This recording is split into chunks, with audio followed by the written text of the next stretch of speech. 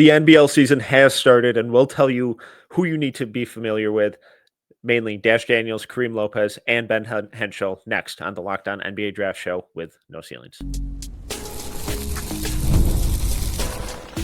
You are Locked On NBA Draft with No Ceilings, your daily podcast on the future stars of the NBA, part of the Locked On Podcast Network, your team every day.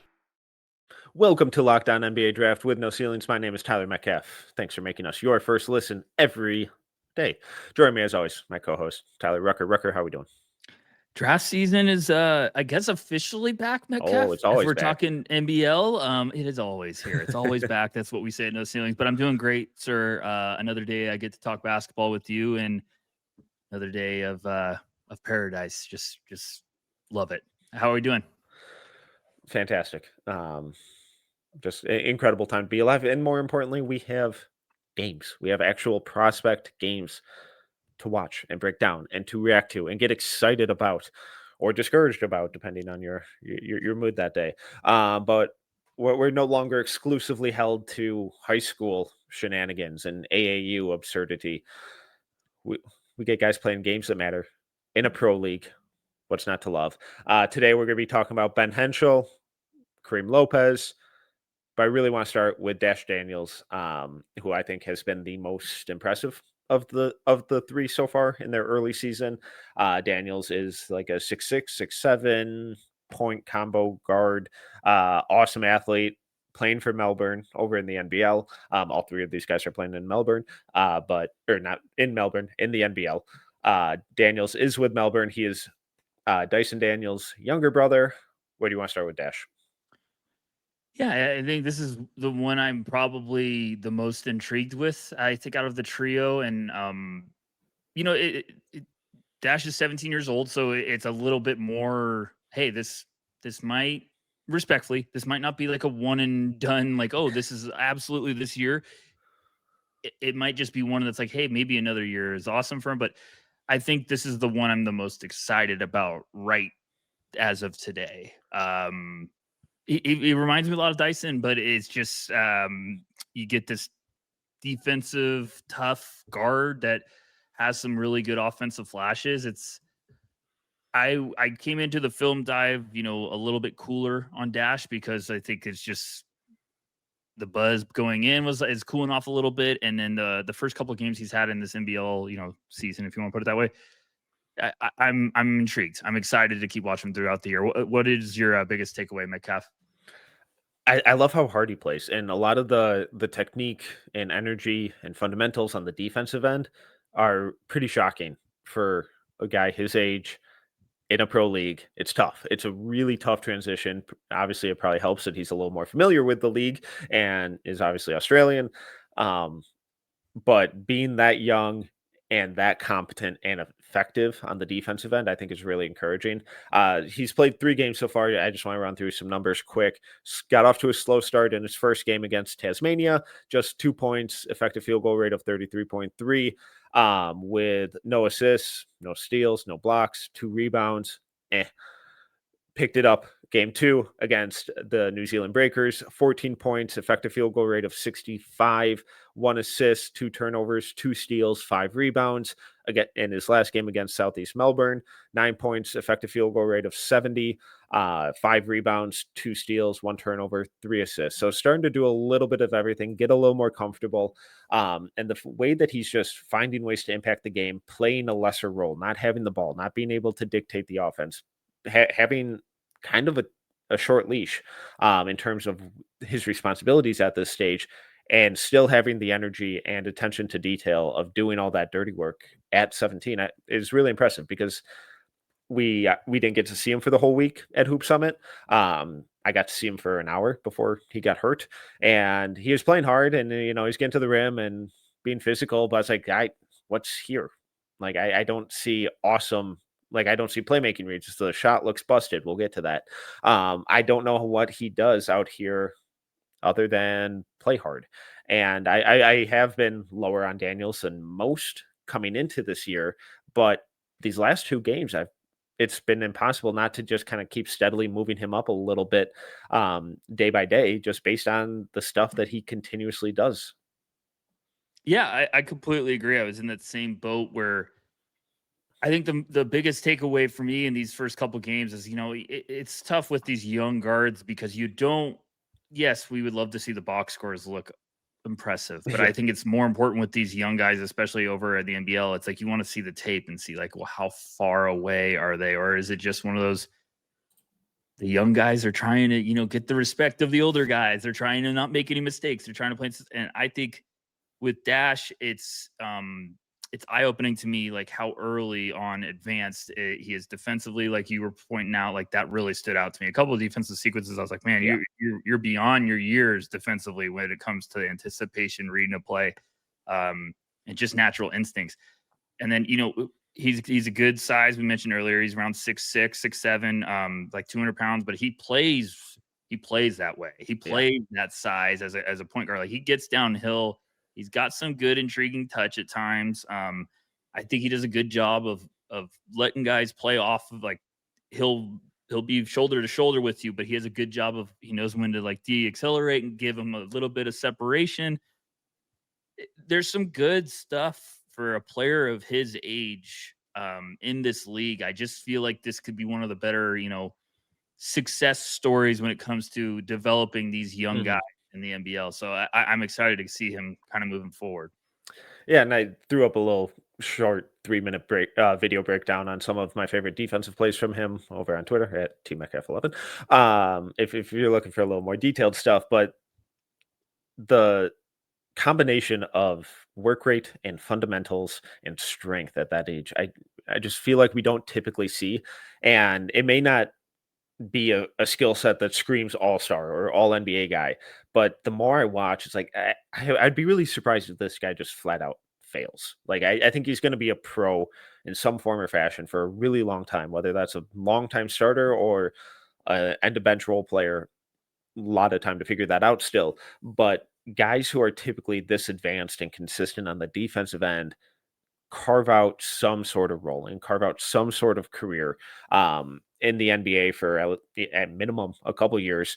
But the way that he incorporates bend and recovery while not abandoning his footwork or his balance or his hip, the way his hips are facing, it's fun. And the more I watch, I'm like, God, could this be special? Like, could he be one of the best point of attack defenders in this draft? And if he keeps doing this, it's going to be a tough argument against it.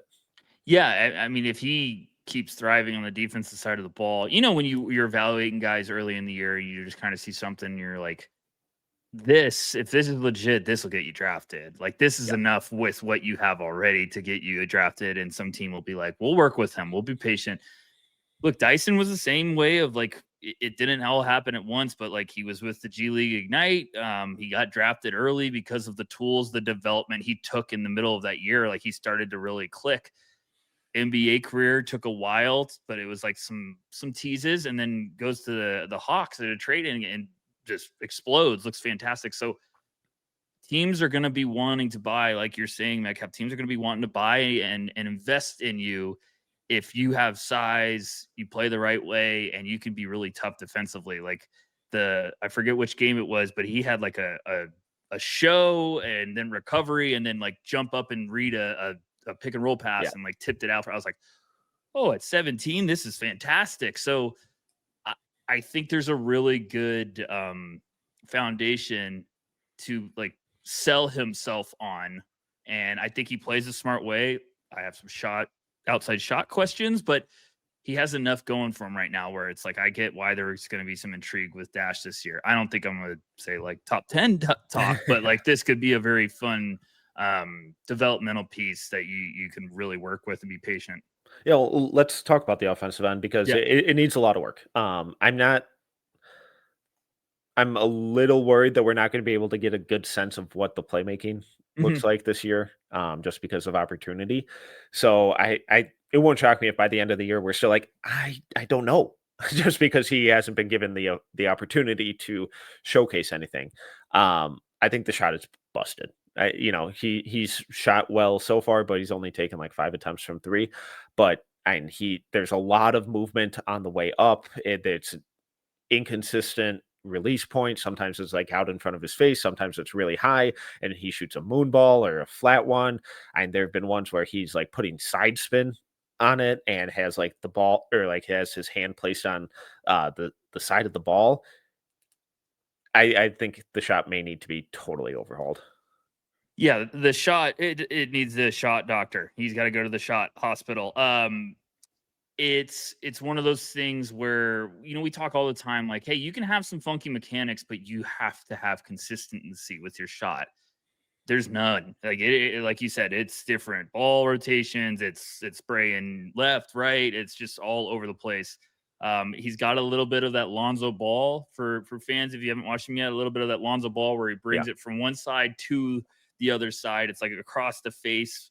It's not aggressive as Lonzo's was coming out of UCLA, but it is a little like you slow down. I think you've sent me a screenshot too, Metcalf, but you slow it down and like frame by frame, and you're like, oh yeah, we got a lot of movement in the shot. So it's probably not going to be as outside shooter. I'm with you. I think there's some good playmaking understanding. Like there's some good vision where like you could see him in transition. He just automatically knew like, I'm going to have a guy in the left wing. He's willing to be a connecting passer, like a smart player, like a floor setter, get his teammates in positions to succeed. So I hope we get to see a little bit more like pick and roll stuff and like, can we get some flashes of like advanced reads? But I think he's one of those guys can he make the game simple? Can he not, stick out in a bad way? And can you really unlock that defensive potential? And that might be enough to work with. I don't know. What about you? And if the shot doesn't come around, then it doesn't come around. I think the defense may be good enough to make up for that. I think the rebounding I've been super encouraged by the rebounding. So it's like, all right, cool. Elite skill in defense, bankable skill in the rebounding.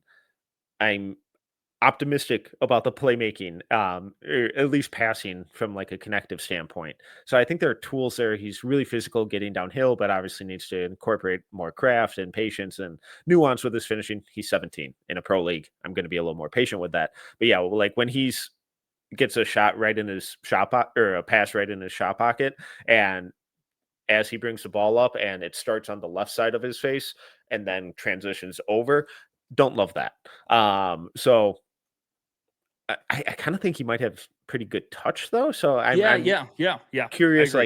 I think if a really smart shot doctor gets with him and is able to overhaul it and to a point of actually fixing it and not just tinkering with things that make him uncomfortable and lead to injuries. We have too many of those stories over the years. I'm oddly I think optimistic. someone could work with it. I know what you're saying about like it needs to be overhauled. And whenever we say that, I don't know about you, but whenever I say that, I'm like, it just needs to be brought to someone's attention. A professional needs to sit down and work with him. So if Lonzo's can get to a point where it was fine. Mm-hmm. Yeah, it just not needs as aggressive. Okay. Yes, he needs to call Lonzo and be like, "Can we have a talk? Like, who's your guy? Can you give me the plug?" So, because I don't think it's as aggressive. Like Lonzo's was oh my gosh, that is so far over. Dash's is just in front of his face. He just needs someone to be like a little bit to the right, a little bit to the right. Let's shift your hand from here to here. Yeah. But I agree with you. It just needs someone to, help me help you. He needs someone to look into it.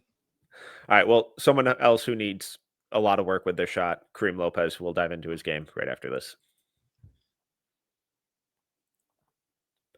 Peloton is shaping the future of fitness with the brand new Peloton Cross Training Tread Plus, powered by Peloton IQ. It's their most advanced equipment yet, designed to give you real-time guidance and endless ways to move, whether you're running, lifting, or cross-training with your favorite instructors. This is training reimagined. Peloton is built for breakthroughs with tools that help you plan, stay motivated, and reach peak performance. And the personalized class recommendations keep you engaged. You get workouts tailored to your vibe and energy level each week. So let yourself run, lift, flex, and push forward. Explore the new Peloton Cross Training Tread Plus today at onepeloton.com.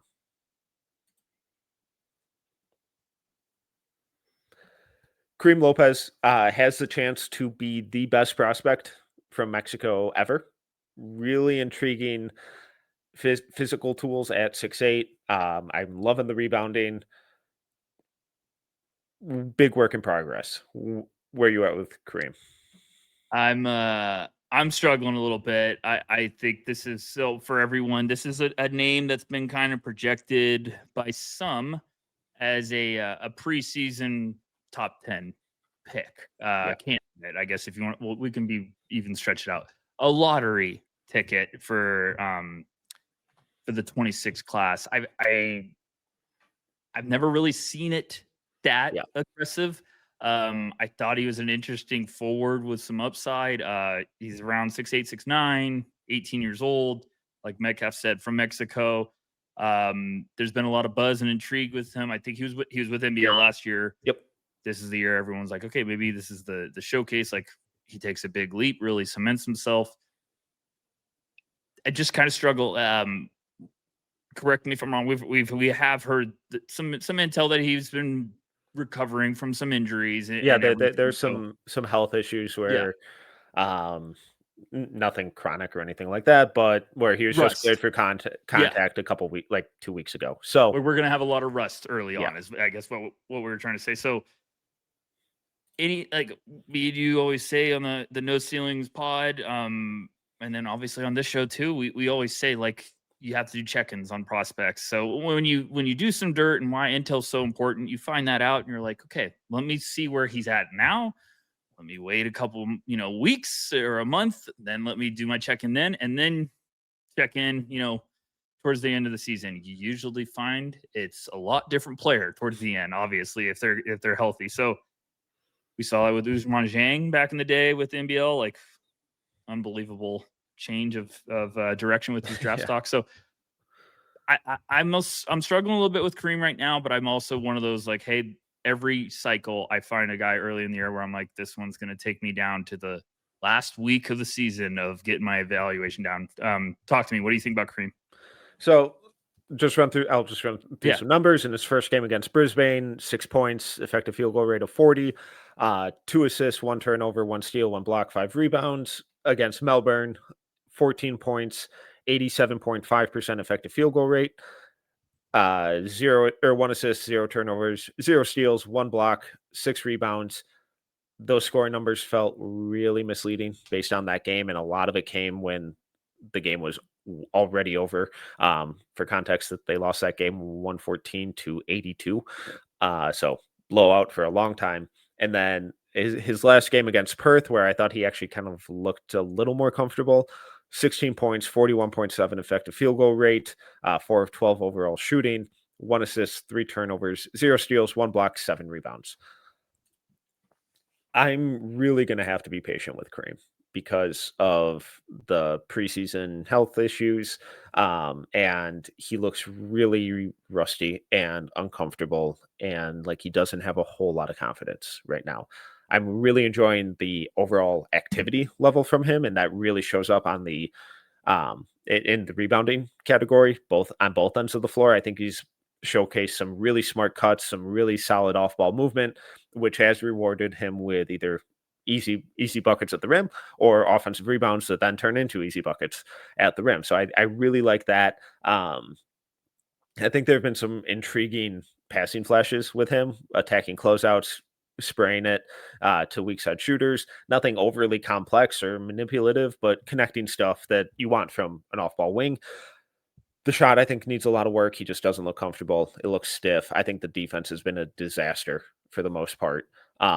He looks clueless off ball. The on-ball fundamentals are a mess, and he's doing this weird thing where it's like the second that he can totally flip his hips to get parallel with the baseline to turn and chase, he does, even when he's in position. And it's like he's just so desperate to cut off a drive. He doesn't realize how big he is, how good his feet are, how much easier his life would be if he would just sit down in a stance and slide his feet. He's just constantly abandoning any fundamentals, turning and chasing, and like trying to throw his hip into guys, which it's like, all right, they just stop, and then he flies by, and then they either have a layup or a wide open pull up. So, really concerned about the defense, but also if it looks better in a month, fantastic. If we're still in the same place come November or a couple weeks from now, or God forbid January or February, then I think things could get a little dangerous. Not trying to sound mean when I say this. I've been so underwhelmed. I was relieved when I heard that he's been trying to get back into game shape. Yeah. I was like, okay, all right, I can live with that. But like the first game, I was like, what, like, what's going on here? And then did some digging, found out the specifics, and I was like, this makes all the sense now.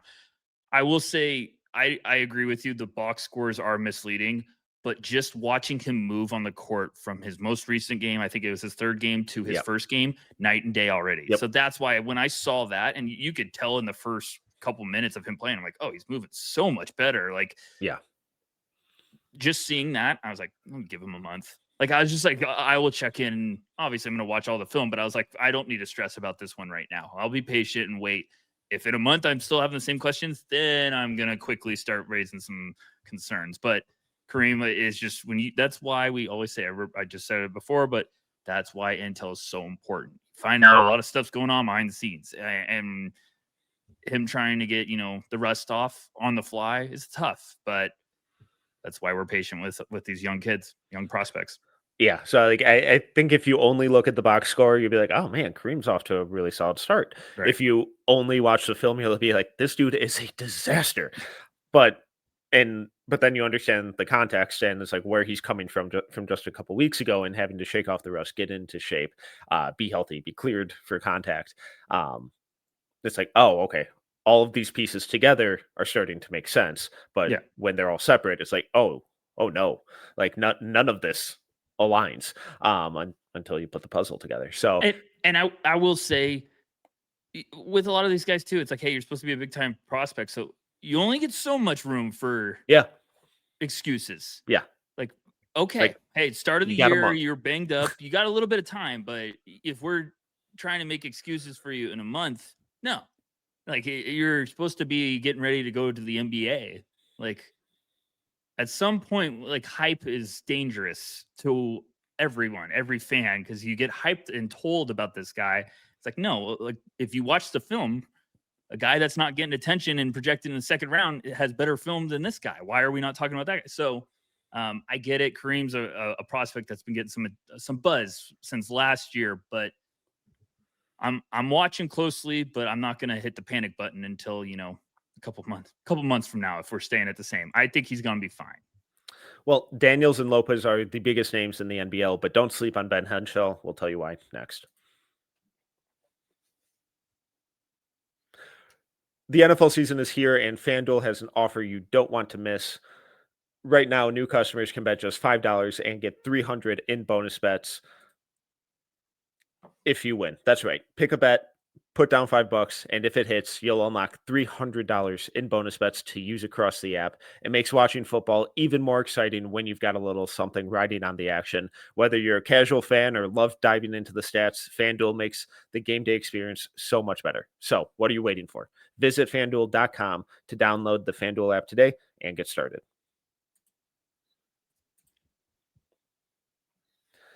Ben Henshall has been a fun NBL player for the last couple years. Some of the flashes we saw from him last year were incredibly fun. There's some rumors he might come over to college and potentially play at Florida this year, but ended up staying over at Perth. Really fun shooter, creative playmaker. What do you like about Ben Henshall?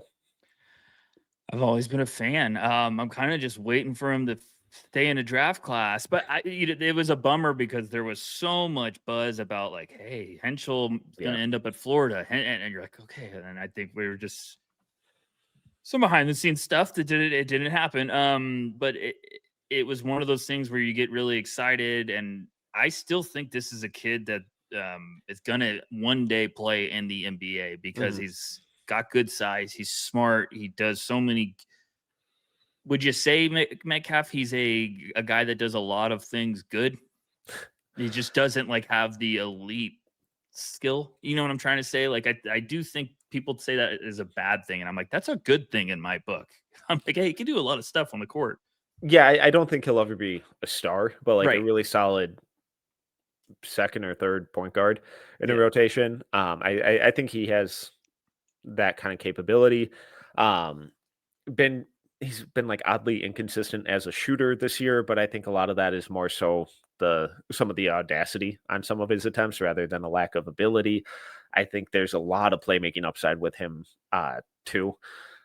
And that's where I hope we start to see him get unlocked a little bit more. Kind of similar to Dash, very different players, but in terms of role and responsibilities, I feel like he gets hit almost as like an off-ball guard too often, and I'd like to see him just be given the reins to run point a little more often and initiate the offense a little more, whether that's for himself or for others, because I think there are some really creative passing chops in there. He's just been really inconsistent so far this year, unfortunately. It's I could not agree more with you. So he was like their super young prospect that when it was Alex Sarr, and I like went and saw him in person when they were playing the Ignite, which we miss you, Ignite. I'm just kidding, we don't. But I was watching those games, and then I was like, this Ben Henshall kid can play. Like he was just like scrappy, young, tough. Watching there, I was like, this is an NBA guy eventually, if things keep trending in the right direction. I agree with you. The inconsistency with the outside shot is the strangest thing, because watching him, I was like, if he could become like a respectable high 30% from outside smart player, like everything's in place right now. He just does a lot of really good things. I thought he could be a rotation asset, even a guy that maybe after a couple of years in the league, like you're seeing he gets crunch time minutes and you're playing him in important stretches of the game. Now it's just like, well, man, like that step hasn't happened as much as I want it to. And now we're 2 years later, so I think that's the biggest thing for me is like, he's got to be efficient when he gets the shots. Like he's got to be efficient. I'd love him to get the ball more, but like also you got to be efficient with your opportunity, because spoiler alert, he's not going to go to the NBA and just get the ball all the time. He's got to have to, learn how to play off the ball too. Wait, what? All right. Well, the NBL is back. We got plenty of games going on, and we'll dip in on these guys periodically, see where their season's at. NBA training camp is also just kicked off this week, and that means the Locked On NBA Top 100 is here, voted on by the NBA hosts of the Locked On Podcast Network. Our top 100 was formed by experts that cover these teams and players every day. Find the full list on Locked On Sports today on YouTube or wherever you get your podcasts. Thank you all for listening. I'm Tyler Metcalf. Follow me at TMetcalf11. He is Tyler Rucker at Tyler_Rucker. Thank you for listening to Locked On NBA Draft with no ceilings and making us your first listen every day.